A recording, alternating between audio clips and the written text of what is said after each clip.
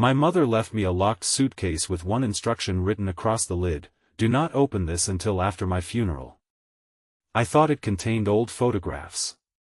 I was wrong. My name is Claire Morgan, and my mother, Evelyn, died on a cold Tuesday morning after a short illness.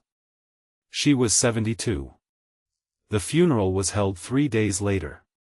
It was a small service. A few relatives, some of her neighbors, and people she had known for years. My father had died when I was 11, so my mother had raised me alone. At least, that was the story I had grown up believing. After the funeral, my mother's lawyer, Mr. Harris, approached me outside the church. "Claire, your mother left something specifically for you." He handed me a small brass key. "What does it open?" "A suitcase." I frowned. "What suitcase?" He pointed toward his car. I followed him to the trunk. There it was.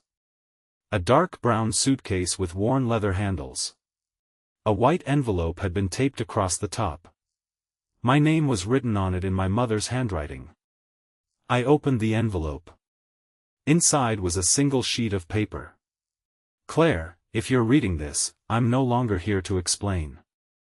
Please don't open the suitcase until after my funeral. And when you do, promise me one thing: don't believe the first story you hear."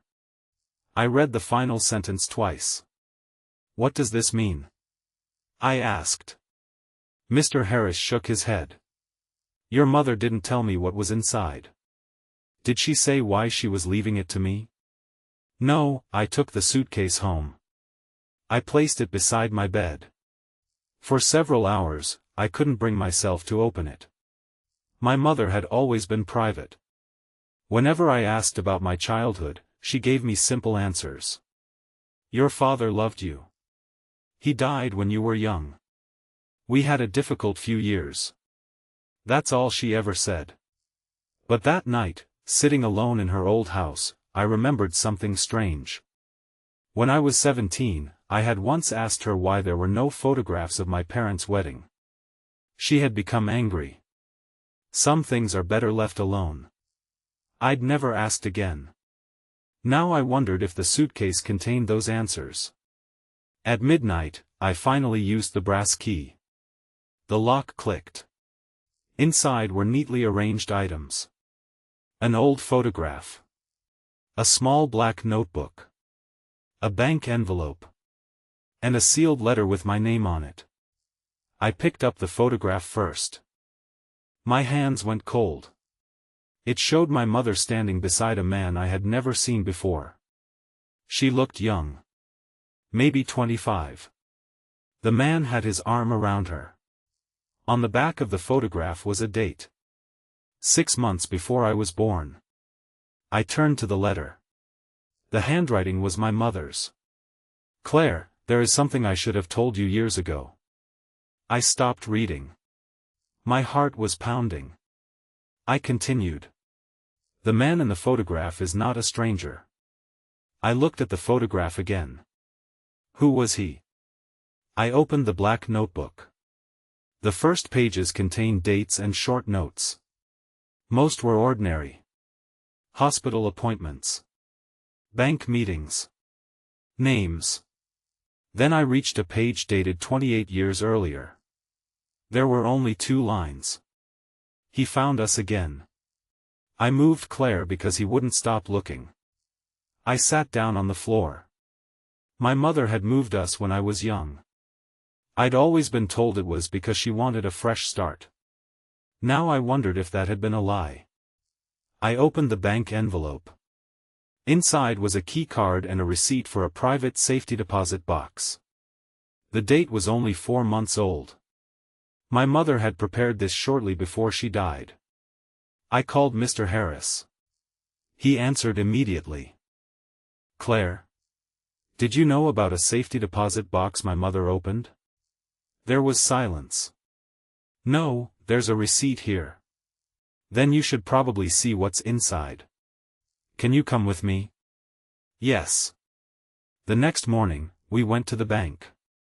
The box contained another envelope. This one was much older. Inside was a birth certificate. I looked at the name printed under "Father." My hands began to shake. It wasn't the name of the man who had raised me. It wasn't my father's name. It was the name of the man from the photograph. I stared at Mr. Harris. "What does this mean?" He didn't answer. I looked at the date. Then I noticed something written on the back of the certificate. 3 words. "He is alive." My mother had spent my entire life telling me my father was dead. But according to the document in my hands, the man listed as my biological father was still alive. And somewhere in that suitcase was the reason my mother had spent decades making sure I never found him. I stared at the words again. "He is alive." For years, I had believed my father died when I was 11. Now I was holding a document that suggested my mother had lied to me about the most important part of my childhood. I looked at Mr. Harris. "Did my mother ever tell you who my real father was?" He shook his head. "She told me there were things you weren't ready to know." "When would I have been ready?" He didn't answer. I folded the birth certificate and put it back in the envelope. "There's a name on this."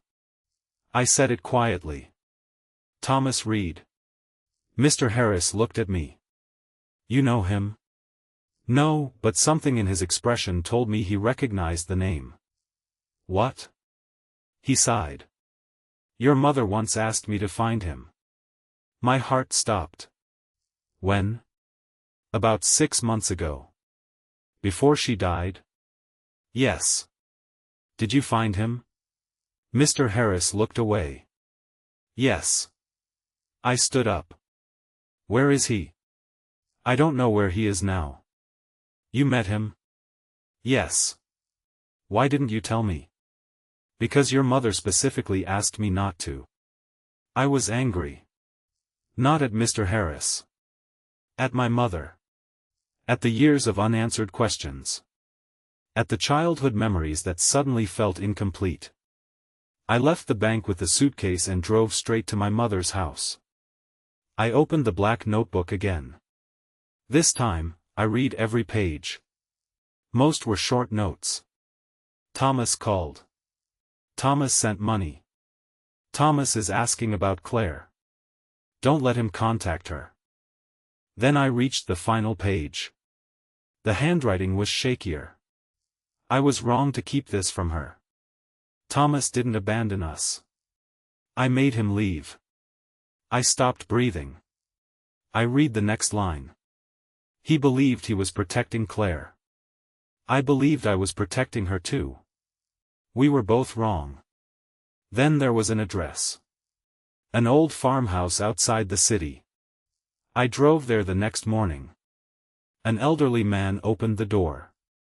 He had gray hair and tired eyes. The moment he saw me, his expression changed. "Claire?" I couldn't speak. He looked at the suitcase in my hand. "Your mother finally told you." I stared at him. "You're Thomas." He nodded. "My father?" His eyes filled with tears. "Yes." I had imagined this moment for years without knowing I was imagining it. I thought I would be angry. I thought I would demand answers. Instead, I simply asked, "Why did you leave?" Thomas looked down. I didn't. He invited me inside. On the table were dozens of photographs. Me as a baby. Me at 5. Me at 10. School photographs. Birthday cards. Letters that had never been sent. I touched one of the photographs. "How did you get these?" "Your mother sent them." I looked at him. "She told me you were dead." "I know." "Why?" He took a long breath. "When you were born, I was involved with people who were dangerous. I had discovered financial fraud at the company I worked for. They threatened your mother and me." He showed me an old newspaper article. A businessman connected to the company had been arrested years ago. "My mother said you wouldn't stop looking for us." I was looking for you because I wanted to protect you. He opened a drawer. Inside was another letter. I wrote this to your mother when you were 11. I read it. He had asked to see me. My mother had refused. She told me you wanted nothing to do with us. Thomas shook his head. I never said that. I sat silently. Two people had spent decades believing the other had abandoned them.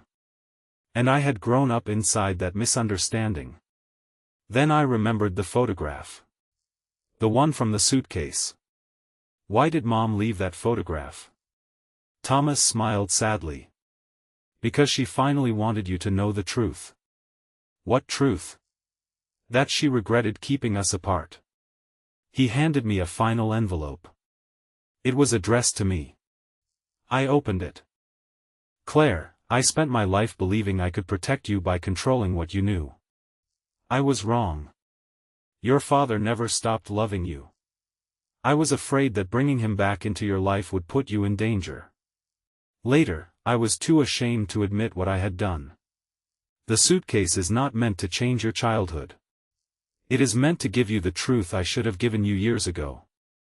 I couldn't hold back my tears. At the bottom, she had written, you were never abandoned. You were loved from two different places, by two people who were too afraid to find their way back to each other. I folded the letter. Thomas was crying too. For the first time in my life, I hugged my father. It wasn't a perfect reunion. There were questions. Anger. Years that could never be returned. But there was also time ahead. Months later, I moved the suitcase into my own home. I kept the photographs inside. Not as evidence of a painful secret. As proof that my story had always been bigger than the version I was given. My mother had left me a locked suitcase. I thought she had left me a mystery. She had actually left me the truth. And sometimes the truth doesn't give you back the years you lost. It gives you the chance to stop losing anymore.